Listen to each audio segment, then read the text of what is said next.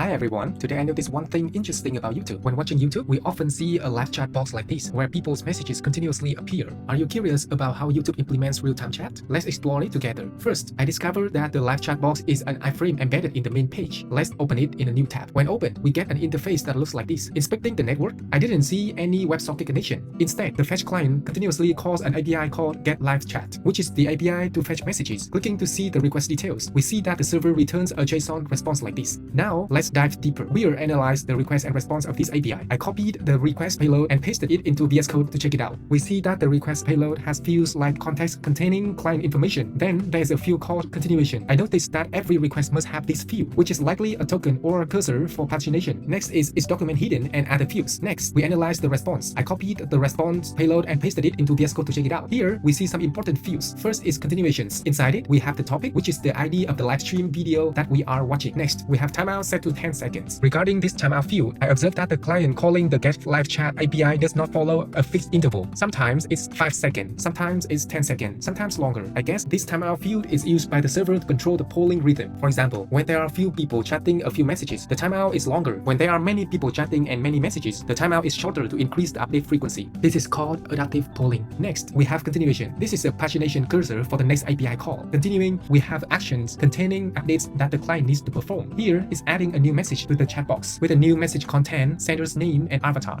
Additionally, we have entity batch update. Based on the information inside, this field is likely used to update other information such as emojis, XP leaderboard, reaction counters. Oh, by the way, I also noticed that when sending messages, they also send them via an HTTP API. I'm wondering, why does YouTube choose this solution? In my opinion, there are several reasons. First, easy global scaling. HTTP requests go through CDN and load balancer like other traffic. No need to maintain millions of long-term WebSocket connections. Reduces connection state pressure on the backend. Server clusters can handle chat like a regular API endpoint. Second, adaptive polling reduces system load. Instead of clients spamming regularly every second, the server returns timeout millisecond, deciding when the client should fetch next. When there are few people chatting, the server allows slower polling. When chat is booming, the server allows faster polling for near real-time updates. Third, good backend control. The backend encodes state into continuation token, knows how far the client has read. If there is a new change logic like flag control, anti-bot measures, adjusting delays, just change how the token is generated. The client doesn't need to update its code. Fourth, simple, robust, easy fallback. If an HTTP request fails, the client just needs to retry with the latest continuation token. No complex reconnect mechanisms like WebSocket. Fifth, just enough real-time user experience. Live stream viewers typically experience some delay. Chat doesn't need to be real-time to the millisecond. Polling every few seconds is sufficient. This solution optimizes for the actual need, providing a real-time feeling rather than absolute real-time. If you enjoyed this video, please like, comment, and follow to explore more interesting technology knowledge with me.